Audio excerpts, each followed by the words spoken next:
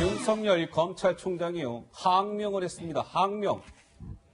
윤석열 검찰총장이 말을 안 들어요. 반항을 해왔습니다. 항명했습니다. 이러한 얘기가 나왔습니다. 자, 이게 말이에요. 시청자 여러분. 이게 뉴스가 갑자기 이제 확 바뀌었어요. 그제였죠. 맞죠? 그제 이제 추미애 발 첫 번째 인사가 단행이 됐고, 어제는 뭐였어요? 자, 이 검찰의 이 인사, 대학살이 이루어졌다. 윤석열 손발 다 잘라냈다. 수족이 다 잘려나갔다. 이게 이제 뉴스의 중심이었고, 그 뉴스가 헤드라인을 다 독차지했었습니다. 근데 바로 오늘, 하루가 지난 오늘은 완전히 이제 이 뉴스의 프레임이 바뀐 거예요. 윤석열 항명. 이렇게 프레임이 완전 바뀌었습니다. 그럴 만한 좀 이유가 있겠죠. 좀 하나하나 짚어보겠습니다. 이게 맞는 것인지도 한번 좀 따져보겠습니다. 자, 윤석열이 항명했다. 당정청이 일제히 움직이고 나섰습니까? 김민지 기자? 그렇습니다. 사실 검찰의 인사권을 단행하고 난 이후에 검찰의 태도에 대해서 당과 정부, 청와대가 일제히 검찰이 항명하고 있다. 이렇게 비판하고 나섰습니다. 그래. 청와대는 유감이라고 했고요. 이낙연 총리는 필요한 대응을 하라고 지시했고요. 추미애 장관은 장관의 명령을 거역했다라고 하면서 더불어민주당 또한 오늘 아침 회의에서 항명이라는 표현을 강조하고 나섰습니다. 자, 특히 추미애 장관의 거역했다는 대답이 논란이 되기도 했잖아요. 추미애 장관 인사권 단행한 이후에 첫 국회에 나와서 이렇게 이야기했습니다. 직접 들어보시죠. 명백히 검찰청법 34조에 위반되는 인사라는 거죠. 제가 위반한 것이 아니고요. 검찰총장이 저의 명을 거역한 것입니다. 인사 의견을 내라라고 했음에도 불구하고 인사위원회 전에 30분의 시간뿐만 아니라 그 전날도 의견을 내라고 한 바가 있고요. 그리고 제가 인사위원회 이후에도 얼마든지 의견 개진이 가능하다고 모든 일정을 취소한 채로 무려 6시간을 기다렸습니다. 그러나 검찰총장은 제3의 장소에서 인사의 구체적 안을 가지고 오라라고 법령에도 있을 수가 없고 관례에도 없는 그런 요구를 했습니다. 있을 수가 없지 않습니까, 의원님? 자, 제가 하루 만에 뉴스의 프레임이 쫙 바뀌었다라고 말씀을 드렸는데, 어제부터 오늘까지 이른바 당과 정부 청와대에서 쏟아진 윤석열을 향한 메시지의 키워드입니다. 저게 유감, 대응하세요, 거역했습니다, 항명이다 이렇게 나왔는데, 자, 사진 한번 봅시다. 어제요 국무총리실에서 사진을 좀 배포했어요. 정확히 말씀을 드릴까요? 4장을 배포했습니다. 4장. 이게 어떤 모습이냐면 이낙연 국무총리가 추미애 장관하고 통화를 하고 있는 모습입니다. 사진이 이제 4장이 나왔고, 아까 메시지도 나왔죠? 총리의 메시지. 예. 이번 일에 필요한 대응을 검토하고 실행하십시오. 추미애 장관에게 그렇게 지시했습니다. 총리가 특정 부처의 장관하고 통화하는 모습의 사진과 그 대화 내용이 공개되는 것은 사실상 처음 있는 일 아니냐. 이런 해석이 나오고 있는 가운데 다음 그래픽 한번 보시죠. 이런 얘기가 나왔습니다. 일제히 항명이다 이런 메시지가 이런 여권으로부터 쏟아지니까 검찰 숙청의 칼끝이 윤 총장에게 향하고 있습니다. 검찰 숙청에 들러리 서지 않았다는 이유로 항명을 운운하며 윤 총장을 겁박하고 있습니다. 라는 메시지가 나왔는데, 우리 김 교수님은 어떻게 보세요? 이 항명 프레임? 그러니까 항명이냐 검찰 학살이냐, 예. 여야의 의견이 완전히 팽팽히 다른데요. 우선 항명이라고 하는 여당 측의 입장을 우리가 이해한다 하더라도, 예. 저게 항명이 되려면 법무장관의 올바른 지시, 또 법무장관이 해야 되는 어떤 지시에 대해서 이 부분에 대해서는 난 도저히 따르지 못하겠다라고 사실은 명에 저항하는 게 항명 아니겠습니까? 그렇습니다. 그러면 항명은 사실은 원론적으로 이야기하면 좌천성 인사를 당한 그 지검장들이나 검사장급 인사들이 사실은 그걸 이행하지 않고 제주지검장으로 가는데 안 가겠다.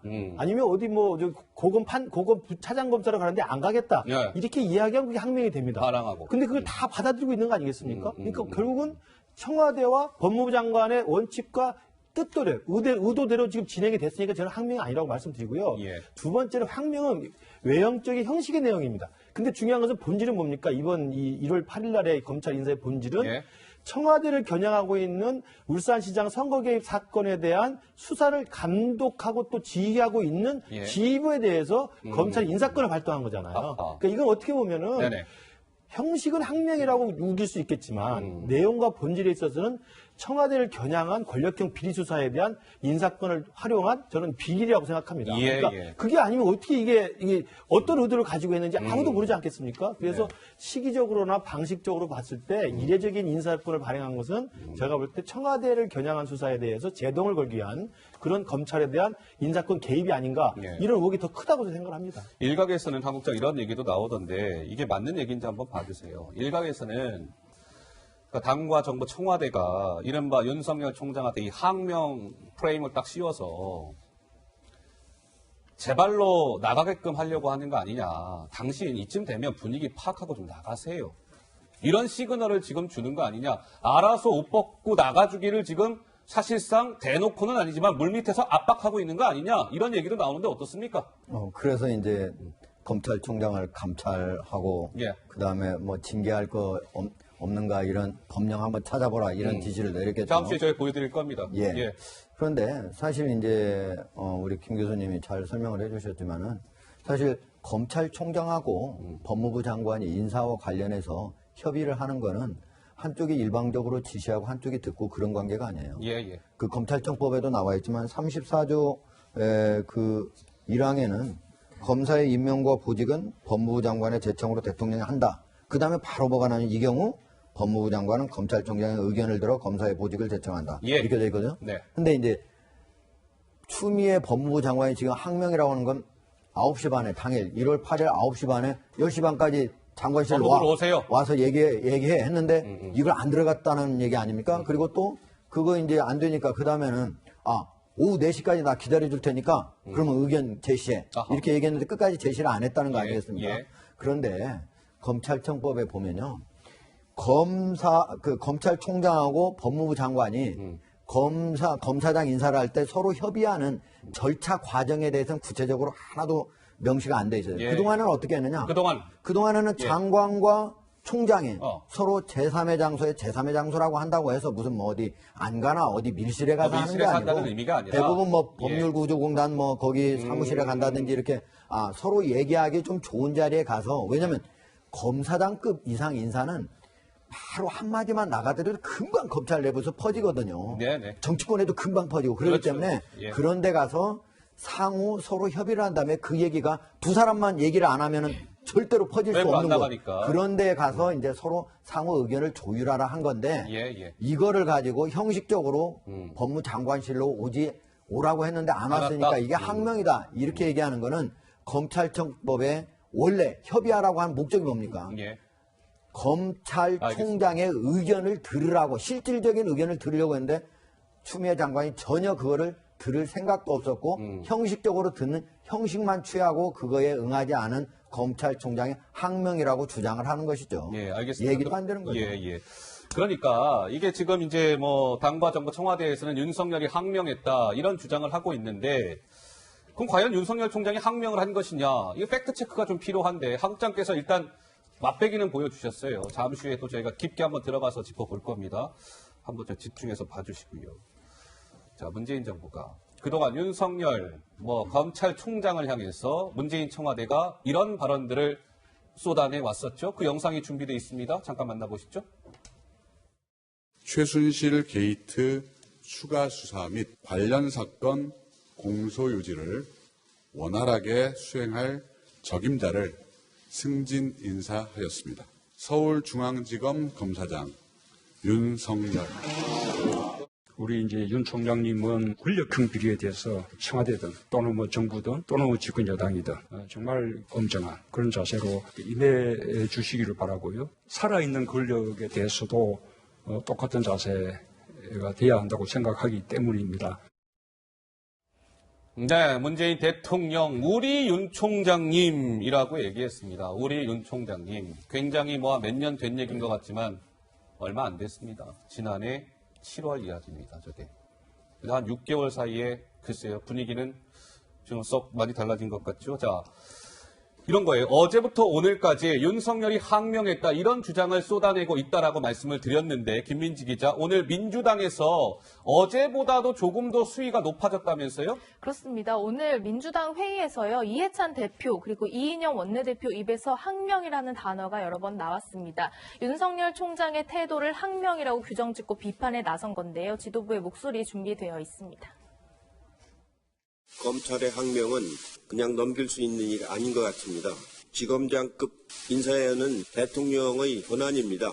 검찰청은 법무부의 외청입니다. 검찰총장이 의견이 있으면은 법무장관실에 가서 본인의 의견을 제시하는 겁니다. 청사 밖에서 그걸 갖고 논의하는 것은 그야말로 어처구니 없는 일입니다. 검찰 본연의 모습으로 돌아갈 수 있도록 반성을 해야 될 것입니다.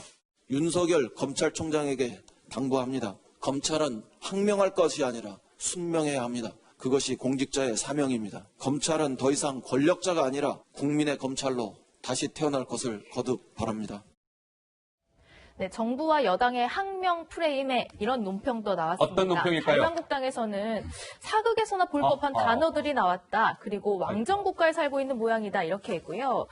왜 추 장관이 거역했다고 했잖아요. 거기에 대해서 바른미래당은 왜요? 사약도 내리시지 그러셨습니까? 라는 논평도 냈습니다. 아하, 왜요? 더 한 김에 사약도 내리시지 그랬어요.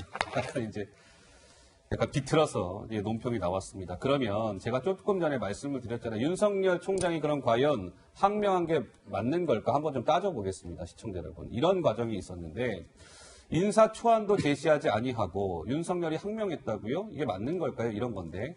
지난 7일, 불과 며칠 안 됐네요. 사흘 전이네요. 지난 7일, 그러니까 인사가 단행되기 전날이었겠군요. 지난 7일 무슨 일이 있었냐면 추미애, 윤석열 이 두 사람이 첫 번째 법무부 청사에서 상견례 가졌죠? 35분 정도 만났습니다. 그때 인사 얘기가 있었다? 없었어요. 인사 얘기가 일절 없었습니다. 그리고 그날 그 상견례 이후에 추 장관하고 윤석열 총장이 전화통화를 가졌던 모양이에요. 근데 그때 윤 총장이 그런 거예요. 추 장관한테. 아니, 우리 아까 좀 전에 35분 만났잖아요, 장관님. 그때 인사 얘기 없었잖아요. 그러니까요, 그 인사 초안 좀 알려주세요. 네? 알려주세요. 한 거예요. 법무부가 no, 안 돼. 해서 어쨌든 거절을 해서 윤 총장은 인사안을 받아보지 못했습니다. 자, 다음 날 8일 날 법무부가 윤 총장에게 검찰 인사위원회가 8일 날 몇 시에 있었어요? 11시에 있었어요, 오전. 그러니까 10시 반까지 법무부 청사로 오시오. 이렇게 얘기한 거예요. 그것도 오전 9시 반에 윤 총장한테 얘기합니다. 10시 반까지 오라고. 인사위 개최 30분 전이었어요. 그러니까 개최 30분 전에 만나자고 이제 통보를 해오니 검찰총장 입장에서는 아니 뭐 인사위 그거 30분 전에 만나봐야 무슨 얘기를 할 수 있겠습니까? 요식행위에 불과해 해서 어쨌든 안 간 것이죠. 그리고 나서 그날 저녁 7시 반에 검찰총장의 의견을 청취하는 이러한 절차 없이 저녁 7시 반에 추미애 장관은 대통령 면담 이후에 인사를 단행한 것이죠. 윤 총장이 항명한 겁니까? 김 소장님? 일단 뭐 전 야구에 좀 빗대어 얘기를 하고 야구, 싶은데요. 베이스볼. 예. 추미애 구단주가 있죠. 예. 구단주에게 트레이드할 권한이 있습니다. 감독이 윤석열이죠. 그러면 윤석열 감독할 때 요즘 선수들 퍼포먼스가 어떤지 당신 의견을 좀 얘기해봐 이렇게 하겠는데 구단주한테 일단 누구 트레이드할 건지 명단부터 주시면 내가 거기에 대해서는 얘기하겠습니다라고 하는 것은 안 될 말이죠. 그러니까 그렇게 했던 적도 있고 아닌 적도 있고 예전의 관리들이 다 다르겠지만 어쨌든 법에 명시되어 있는 것은 우리 허국장님 잘 설명을 하셨지만 제가 하나만 더 좀 소개를 드리면 경찰공무원법 6조에 보면 이 제청을 하기 전에 추천을 받습니다. 그래서 총경 이상 경찰 공무원은 경찰청장 또는 해양경찰청장의 추천을 받아 행정안전부 장관이 제청을 해서 임명을 하거든요. 그렇기 때문에 경찰은 추천을 해야 되지만 검찰은 인사에 대한 얘기만 들으면 되도록 법이 되어 있는데 이것을 구단주한테 나는 선수를 누구 보낼지는 당신이 먼저 얘기를 해야 내 얘기를 하겠다라고 하는 것은 그거는 굉장히 이상한 거죠. 일반 회사 같으면 저 인사 담당 이사가 회장한테 당신이 먼저 누구 뽑을 건지 얘기해보면 내가 거기에 대해서 의견을 드리겠다는 얘기를 어떻게 합니까? 저는 항명을 떠나서 일반 조직사회에서는 있을 수 없는 일이라고 생각합니다. 알겠습니다. 저는 이제 우리 김 소장님 말씀하신 걸 조금 이제 좀 이의를 제기하면 구단주와 감독으로 비유하는 건 적절치가 않죠. 적절치 않다? 그러니까 구단주는 오너십입니다. 그걸 실제로 가지고 있는 사람이에요. 인사를 다 전행할 수 있는 사람이고요. 감독은 언제든지 구단주가 경질할 수 있습니다. 근데 법무부 장관, 검찰총장은 결코 그런 관계가 아니죠. 법무부 장관이 내가 검찰총장 마음에 안 드니까 나가. 라고 할 수 있는 사이가 절대 아니거든요. 그래서 구단주하고 감독으로 비유하는 건 조금 과도한 비유고요. 오히려 검찰총장은 지금 문재인 대통령이 과거 여기 야권 대선 후보 때도 구차 강조했지만 검찰총장의 임기를 보장하는 게 중요한 원칙 중에 하나입니다. 일단 2년. 법으로 2년이 보장이 돼 있고요. 내년 7월까지요. 그것은 분명히 다 강조를 했던 겁니다. 예. 그렇기 때문에 법무부 장관이 오늘 갑자기 내려와서 임기도 안 남았는데 이제 나가세요. 할 수 있는 사이가 아니라는 점 말씀드리고요. 두 번째로는 항명이든 아니면 무슨 검찰 학살이든 간에 중요한 건 국민들이 볼 때는 저 인사가 왜 저렇게 무리한 논란을 일으키면서까지 왜 했나. 왜 이렇게 무리하게. 그걸 사람들은 보고 있는 거거든요. 그러니까 이유가 뭘까? 오라고 했는데 안 가. 근데 이쪽으로 좀 다시 만나죠. 뭐 이런 이야기는 차치하더라도 그럼 왜 저렇게 무리를 하면서까지 했을까? 이걸 저는 국민들이 다 보고 있을 거라고 생각을 해요. 그런 입장에서 보면 아까 제가 말씀드린 것처럼 지금 울산시장 선거 개입 사건에 대해서 지금 이 대검과 중앙지검의 이 공공수사부에서 지금 이 칼끝을 어디로 가고 있습니까? 청와대로 정면으로 가고 있잖아요. 그런 시기에 저 같으면 그런 식이라면 1차 수사가 마무리될 때까지는 그 담당하는 수사 지휘부를 안 건드리는 게 상례입니다. 그래서 우리가 국회 인사청문회나 아니면 뭐 국정조사 청문회 할 때도 여당 측에서 가장 많이 그 증인들을 거부할 때 내놓았던 논리가 뭡니까? 수사 중인 사안이다. 그러면서 계속 거부했잖아요. 이게 수사 중인 사안이잖아요. 수사 중인 사안이면 특별하게 인사를 해야 될 시기적인 요인이나 아니면 어떤 직무적인 요인이 없는데도 불구하고 밀어붙여서 하는 것 자체를 국민들이 볼 때는 납득하기 어렵다는 거죠. 자, 어쨌든 그럼 김 소장께서는 항명의 소지가 있다는 거고 김 교수님께서는 항명은 아니다. 이건 좀 잘못된 것이다. 우리 하 국장께서는 그럼 어떻게 보세요? 이게 이제 검찰의 인사 절차를 알아야 되는데요. 이게 이제 검사장급 이상 검찰 간부에 대한 인사를 할 때 그러면 장관이 총장의 의견을 들어서 한다. 그러면 총장이 먼저 인사안을 가져오느냐? 그게 아니에요. 원래 법무부에서 검사장급 이상 인사에 대해서 법무부 검찰국에서 모든 검사나 검찰 간부 다 관련 인사 자료가 있습니다. 그러면 검찰국장이 기본적으로 그 안을 짜게 돼 있어요. 그 검찰국장 밑에는 또 검찰 일과장이 있습니다. 일과장이 실무적으로 짜는 겁니다. 짜면은 그걸 가지고 검찰국장과 대검에 있는 차장이 사전에 서로 만나서 소유를 해요. 소유를 하고 검찰국장은 장관의 의견을 아는 거고 대검 차장은 검찰총장의 의견을 사전에 어느 정도 조율을 한 다음에 됐다 생각이 들면은 그 다음에 법무부 장관과 검찰총장이 만나게 됩니다. 이게 바로 검찰총장과 법무부 장관의 인사협의인 것이고요. 그런 측면에서 보면은 이번에 추 장관이 한 방식은 전혀 검찰총장의 의견을 들을 그런 어떤 자세가 안 돼 있었다. 그리고 뭐 30분, 1시간 전에 오라. 그 얘기가 안 되는 거고. 그 다음에 또 하나는 인사라고 하는 건 왜 합니까? 검찰에서? 왜 하는 겁니까? 검찰의 가장 본연의 임무가 뭐예요? 범죄 척결이잖아요. 그럼 범죄 척결을 지원할 수 있도록 해줘야 되는 거예요. 그런데 검찰은 준사법기관이에요. 대법원이 사법기관이죠. 여기는 행정부가 아닙니다. 그래서 검찰을 외창으로 만들어놓은 거예요. 그걸 인사와 예산으로서 법무부가 지원하도록 행정부가 하도록 하는 거예요. 근데 지금은 어떻게 되어 있습니까?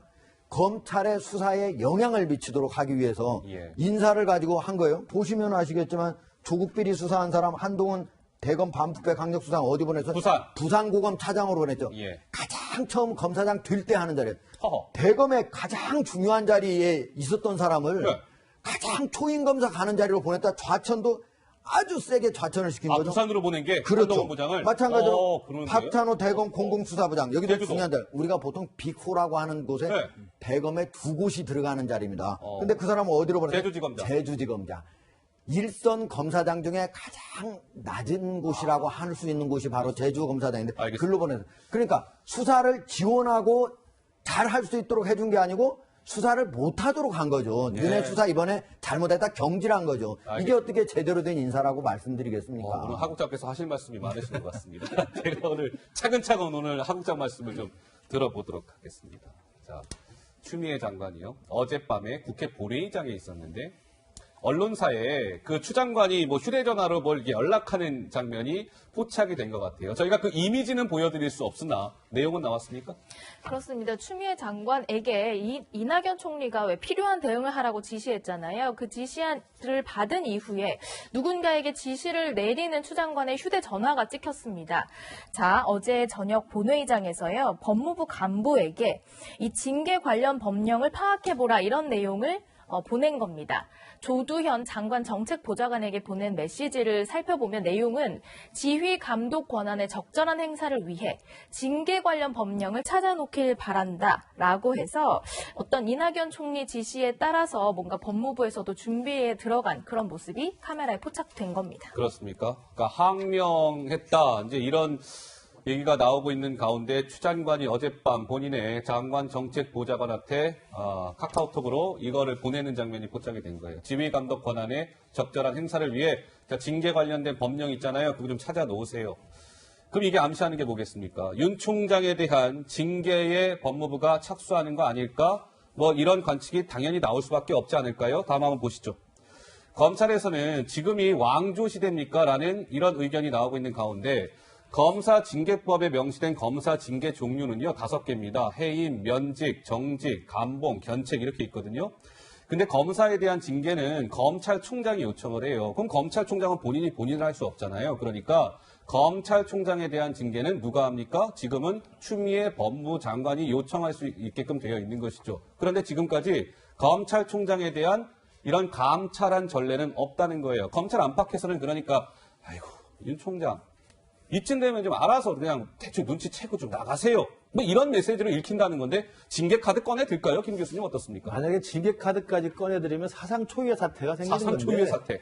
저는 이제 국민들이 다 쳐다보고 있다고 생각합니다. 예. 그러니까 지난 연말부터 4+1이라고 하는 협의체를 통해 가지고 입법부에서 일단 과반만 우리가 확보하면 무조건 밀어붙인다. 해서 뭐 모든 걸 다 밀어붙이지 않았습니까? 선거법, 공수처법 다 했는데 국민들이 쳐다보고 있었어요. 아, 그렇게 밀어붙여도 되는구나 생각했는데 저는 이번에 이 4+1 뿐만 아니라 이 지금 문재인 정권과 이 청와대와 민주당의 그 오만 불손함의 좀 정점이 이번에 검찰 인사라고 생각합니다. 와, 정말 하고 싶은 대로 다 하는구나. 하고 싶은 대로 다 하는구나. 국민들은 이제 눈에 보이지도 않는구나. 정말 아나무인의 저는 무도한 권력 행사라고 생각을 합니다.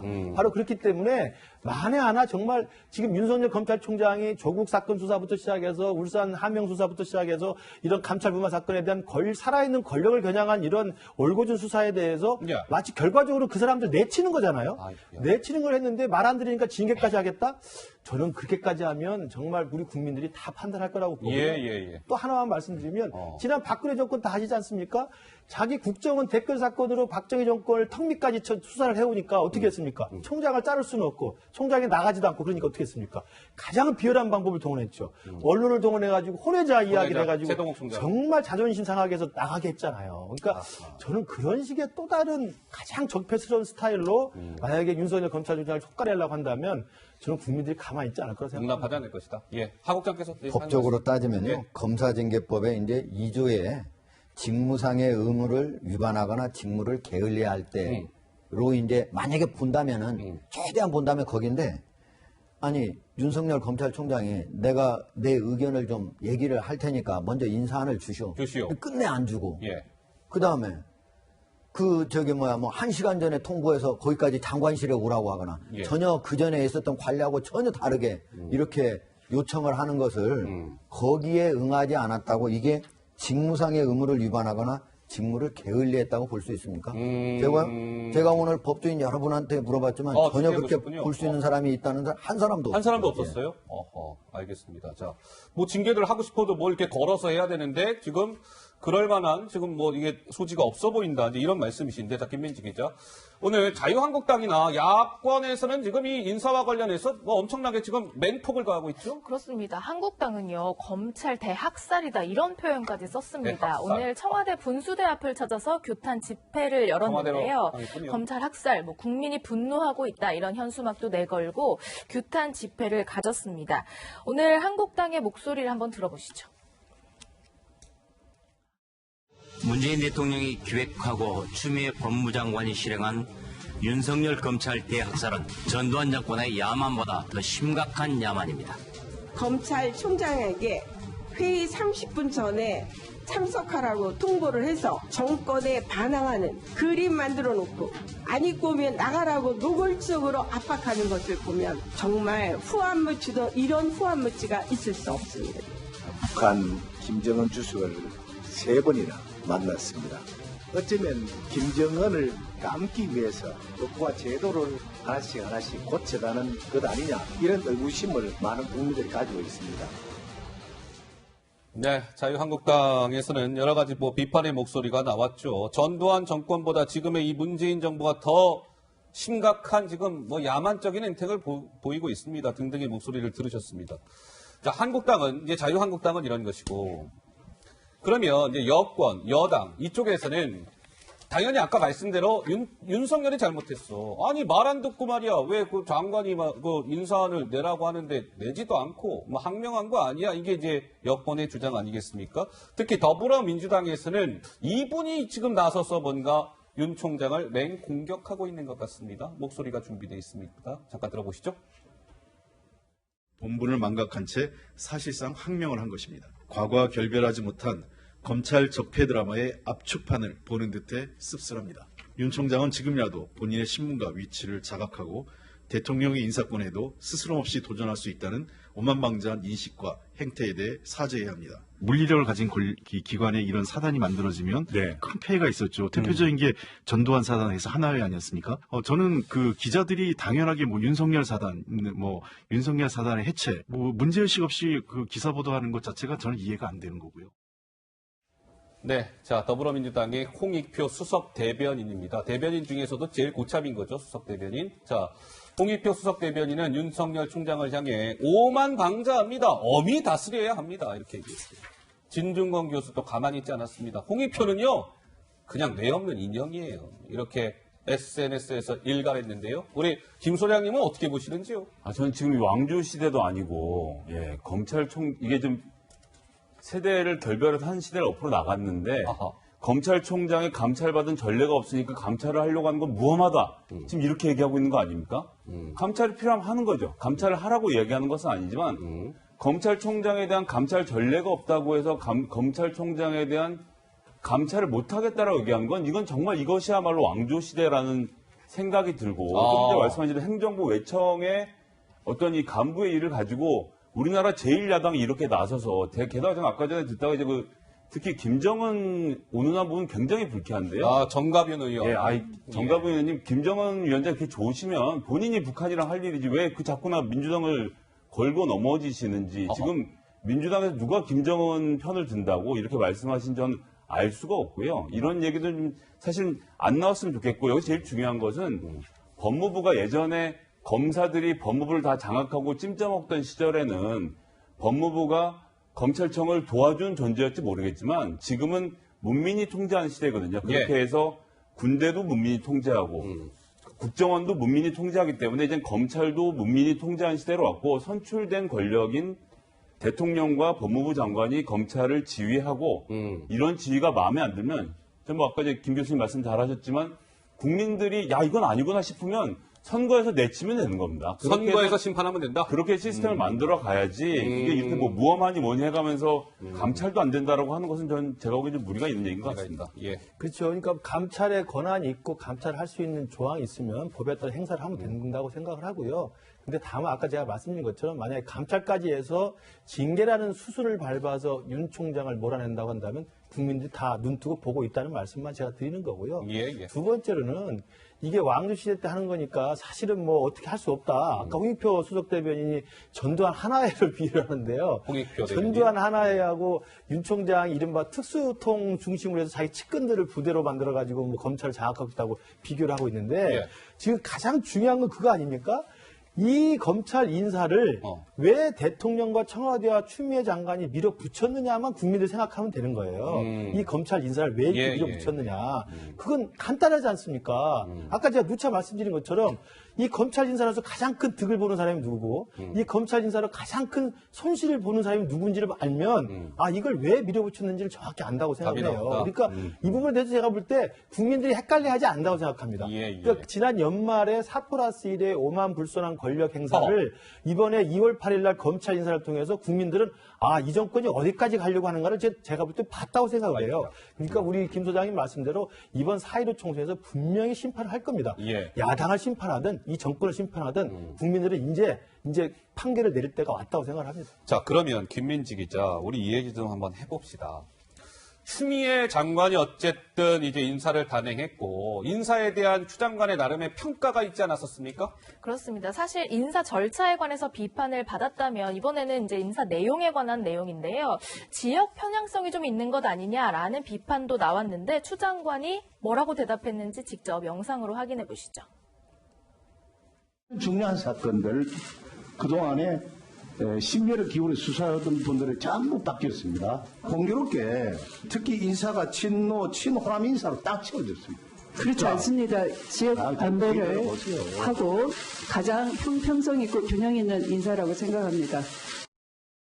네, 형평성 있고 균형 있는 인사라고 했지만 요직에 있는 사람들, 요직에 인사가 발령난 사람들을 살펴보면 지역이 전부 호남 아니냐 이런 모두 비판입니다. 호남이다. 이성윤 서울중앙지검장 전북 고창 출신이고 예. 조남관 전북 남원 출신 이런 등등 다 전북, 전남 이런 그 호남에 몰려있는 인사들이 요직을 차지했다라는 비판이 나오고 있는 겁니다. 그러니까 검찰에서 소위 잘 나간다는 빅4들, 그러니까 서울중앙지검장, 법무부 검찰국장, 대검 반부패강력부장, 대검 공공수사부장이 고창, 남원, 완주, 순천이라는 거죠, 출신이.